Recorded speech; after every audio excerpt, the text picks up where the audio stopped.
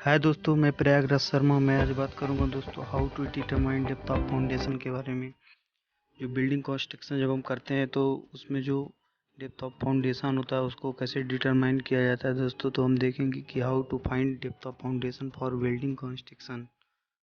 तो दोस्तों, जो डेप्थ ऑफ फाउंडेशन होता है वो डिपेंड करता है टाइप ऑफ सॉइल पर, कि सॉइल का टाइप क्या है। सैंडी सॉइल है, क्ले सॉइल है, या कि उसमें ग्रेवल्स पार्टिकल वाली सॉइल है, तो उस पर डिपेंड करता है। दूसरा डिपेंड करता है ग्राउंड वाटर लेवल पर, कि जो ग्राउंड वाटर लेवल कहाँ तक है, तो उस पर डिपेंड करता है। तीसरा, लोड्स फ्रॉम स्ट्रक्चर लोड, जो भी स्ट्रक्चर में लोड आते हैं, चाहे वो लाइव लोड हो, डेड लोड हो, या अर्थक्वेक लोड हो, या विंड लोड हो, तो वो सभी लोड जो भी आते हैं स्ट्रक्चर में तो वो भी डिपेंड करता है।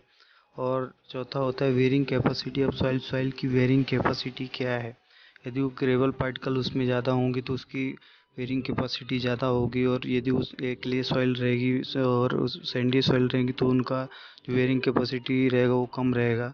तो इस पर भी डिपेंड करता है जो डेप्थ ऑफ फाउंडेशन होता है। दूसरा होता है दोस्तों कि इसमें फिफ्थ नंबर जो है डेंसिटी ऑफ सॉइल। जो डेंसिटी ऑफ सॉइल है उस पर भी डिपेंड करता है डेप्थ ऑफ फाउंडेशन।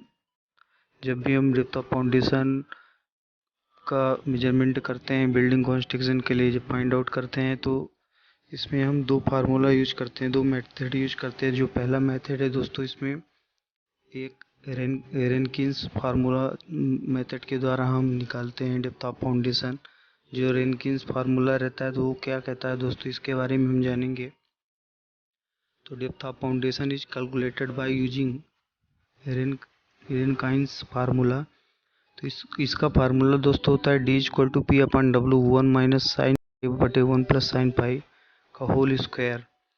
तो इसमें जो डी रहता है, कैपिटल डी, वो दोस्तों डेप्थ ऑफ फाउंडेशन होता है। फाउंडेशन की जो डेप्थ होती है उसको हम डी से डिनोट करते हैं। तो we are D is minimum depth of foundation, जिसे हम मीटर में यूनिट लेते हैं जिसकी। और जो पी रहता है दोस्तों, टोटल लोड ऑन फाउंडेशन से बेयरिंग कैपेसिटी ऑफ सॉइल है, या कि लोड ऑफ स्ट्रक्चर या structure load on foundation of soil. ये हम इसी को पी को बोल सकते हैं। बिल्डिंग लोड, जो भी बिल्डिंग में लोड आते हैं, चाहे वो डेड लोड हो, लाइव लोड हो, विंड लोड हो, या अर्थक्वेक लोड हो, तो उसको दोस्तों हम किलो न्यूटन पर मीटर स्क्वायर में या केजी पर मीटर स्क्वायर में हम उसको जो है मेजरमेंट करेंगे। और इसमें जो डब्लू रहता है दोस्तों, वो unit weight of soil, density of soil रहता है। यूनिट वेट बोल सकते हैं या कि डेंसिटी ऑफ सॉइल बोल सकते हैं उसको। इसको हम केजी पर एमक्यू में मेजर करते हैं, किलो न्यूटन पर एमक्यू में मेजर करते हैं। तो जो डेंसिटी ऑफ सॉइल होता है वो सॉइल की प्रॉपर्टी पर डिपेंड करता है, कि सॉइल किस प्रकार का, टाइप ऑफ सॉइल पर डिपेंड करता है किस प्रकार की सॉइल है, तो उसके हिसाब से वो बढ़ता है या घटता रहता है। और तीसरा है दोस्तों, इसमें जो फाई है, फाई एंगल ऑफ रिपोज है, या इंटरनल फ्रैक्शन ऑफ सॉइल बोल सकते हैं इसमें। तो फाइल का जो एंगल रहता है तो वो एंगल डिपेंड करता है उसकी टाइप ऑफ सॉइल पे, कि सॉइल कैसी है। ड्राई सैंड सॉइल है, या मॉइस्चर सैंड सॉइल है, या वेट सैंड सॉइल है, तो इस पर डिपेंड करता है सॉइल की टाइप पर। तो यदि जैसे कि हम इस तरह समझ सकते हैं, यदि सॉइल का टाइप ड्राई सैंड सैंड है तो जो फाई की वैल्यू रहेगी, जो फाई एंगल ऑफ फ्रैक्शन होगा, इंटरनल फ्रैक्शन ऑफ एंगल होगा, जो 25 डिग्री से 35 डिग्री तक उसका जो है एंगल आएगा। और डेंसिटी जो होगी दोस्तों वो 16 किलोमीटर पर एम क्यू तक होगी उसकी। और दूसरा, यदि उसमें मॉइस्चर है सैंडी सॉइल में, तो 30 से 35 डिग्री तक जो है एंगल ऑफ रिपोज हो सकता है। इंटरनल फ्रैक्शन ऑफ एंगल जो है फाई की वैल्यू हो सकती है, और उसकी जो डेंसिटी है वो 18 किलो न्यूटन पर एम क्यू तक आ सकती है।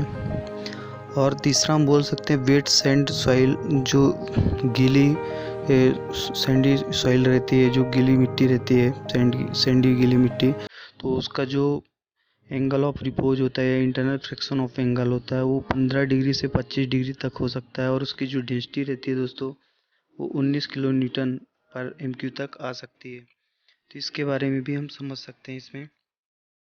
और दूसरा ये है दोस्तों कि इसका हम कैलकुलेशन इस तरह से कर सकते हैं, एग्जांपल देके हम इसमें बताएं कि जैसे कि मिनिमम डेप्थ ऑफ फाउंडेशन को निकालना है।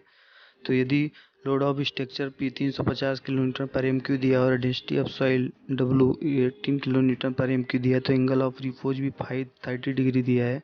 तो इसकी वैल्यू जो है इस फार्मूले में पुट करेंगे हम रेनकीन्स फार्मूले में, और डी की डेप्थ ऑफ फाउंडेशन जो है वो पता कर लेंगे कि D is equal to 350/18 1 minus sine 30 degree 1 plus sine 30 degree का होल स्क्वायर, और इसके फार्मूले में पुट करके हम जो है डी की वैल्यू निकाल सकते हैं दोस्तों।